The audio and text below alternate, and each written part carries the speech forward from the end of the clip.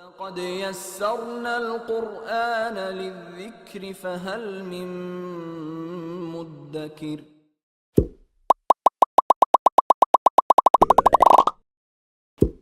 بسم الله الحمد لله والصلاة والسلام على رسول الله صلى الله عليه وسلم.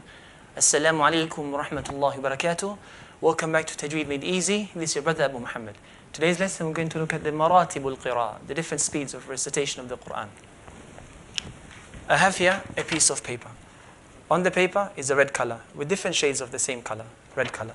If I go online, I can find hundreds, if not thousands, of different shades of the same color. Each shade is different to the other, okay, in a very, very tiny way. So, but the human eye, we can classify this color, this red color, into three parts. We can say red, we can say dark red, we can say light red. Yeah, this is not just for red. In any color, the human eye can tell. This is blue, this is dark blue, this is light blue. In a similar manner, in terms of the human ear, we can hear different speeds of voices and sounds. Okay, hundreds, if not thousands, of different speeds. But we can classify the speed of three types. We can say this sounds slow, this sounds fast, this sounds in between, medium. And in terms of the Quran recitation, likewise we can recite it in a slow manner, what we call slow manner, in a medium pace, slow pace, medium pace, and fast pace. All these three ways are allowed and have been transmitted from the Prophet Muhammad sallallahu alaihi wasallam. Now, the slow pace is called at-tahqiq. Tahqiq just means reciting it with calmness, reciting slowly with calmness. So like this. Bismillahir Rahmanir Rahim. Alhamdulillahi Rabbil Alameen. This is called tahqiq. Now, tadwir is a medium pace, just a bit faster than a tahqiq. So, Bismillahir Rahmanir Rahim. Alhamdulillahi Rabbil Alameen. Then we have here al-hadar. Hadar just means fast or quicker pace, just a bit faster than tadwir. Bismillahir Rahmanir Rahim. Alhamdulillahi Rabbil Alameen.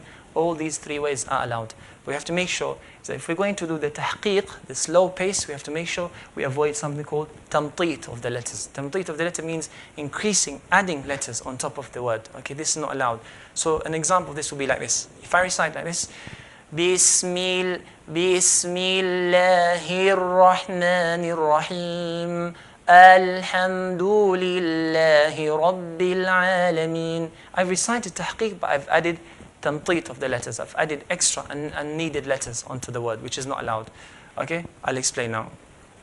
In the Arabic alphabets, in the Arabic language, there's three vowels: fatha, kasra, dhamma. All these three vowels, they've got specific length of time they're meant to stretch. So fatha will be a, kasra, e, dhamma, u.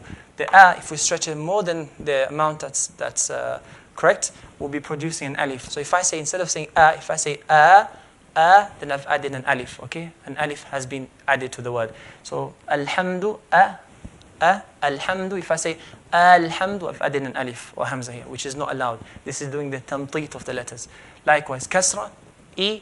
If I say e, stretch the kasra a bit long, I would have added an extra ya, which is not allowed, unneeded ya.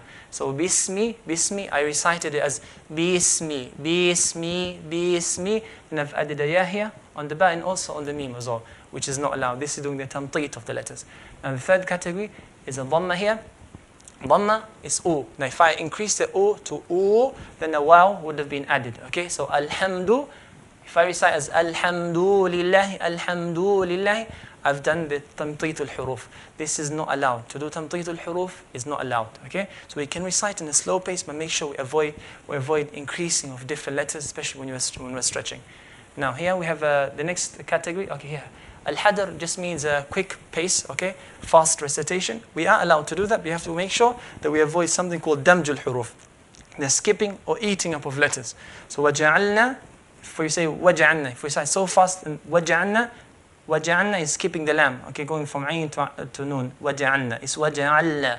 We have to make sure the lam is clearly heard. If we skipped it, then we would have done damj al-huruf. This is adding of letters. This is removing of letters. So sirat al-ladhina an'amta, sirat al-ladhina an'amta. You can hear the a. If someone recites so fast, صراط الذين أنعمت, صراط الذين أنعمت, skipping the alif, this is called damjul huruf. This is not allowed. So we are allowed to recite in a fast way. We have to make sure that every single letter is recited. We don't skip any letter. And reciting it, and reciting it with the ayah by removing the mad and ghunna, like tabbat yada ma aghna anhu ma kasab. Doing it so fast, we're not just doing damjul huruf, we're also removing the mads and the ghunnas and so on. This type of recitation, the Prophet ﷺ forbade us from doing that. So tahqiq, tadwir, and hadar. Now, Allah subhanahu wa ta'ala says in the Quran, وَرَتِّلِ الْقُرْآنَ تَرْتِيلًا, and recite the Quran with tartil. Tartil means make sure that you distinguish every single letter. Every single letter is recited clearly. So if I say Bismillahir Rahmanir Rahim, you can clearly hear the ba, the sin, the mim, without addition of any letters or without removing of any letters in the words that I've just recited. Now, which of these category does the word tartil come under? Is it tahqiq, recitation, the tadwir, or is it hadar? The answer is all of them. Okay? Now, to say that tartil is the fourth category, this is not correct. Okay? Tartil can be any of these categories, provided that if we're going to do tahqiq, if we avoid tamdid al-huruf, recite every single letter without addition of other letters, then we have recited with tartil. If we recite tadwir, okay, every single letter can be heard properly, then we've recited with tartil. If we do the hadar, the quick pace, as long as we avoid damj, not skipping letters, then we would have recited in a tartil manner. So tartil is not the fourth category. All these three categories come under tartil, provided that we recite every single letter properly without removing any letter, without taking away of any letters. An important note to add here is that in the mad arid al-sukun, we talked about this in the practical implementation of Tajweed in Surah Al-Fatiha. Mad arid al-sukun is been transmitted from the Prophet Muhammad ﷺ that he did 2, 4, or 6. So he's allowed to do 2, 4, or 6. But the ulama, they mention what's better and more complete. When you do 2 when you're reciting in a hadar pace, in a swift, fast pace, then do 2. If you're going to recite in a medium pace, it's better to do 4. If you're going to recite in a slower pace, tahqiq, it's better to do 6. So to recite like this, Bismillahir Rahmanir Rahim, Alhamdulillahi Rabbil Alameen, doing hadar and do 4 or 6 count doesn't sound nice, okay? So if you're going to do hadar, do 2. Bismillahir Rahmanir Rahim, Alhamdulillahi Rabbil Alameen, Ar-Rahmanir Rahim.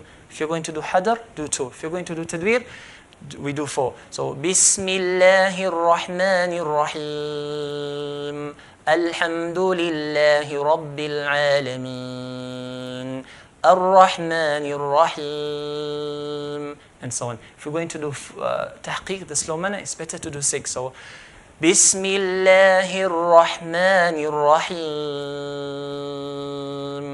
Alhamdulillahi Rabbil Alameen, Ar-Rahmanir Rahim, and so on. So today we looked at the maratib al-qira'ah.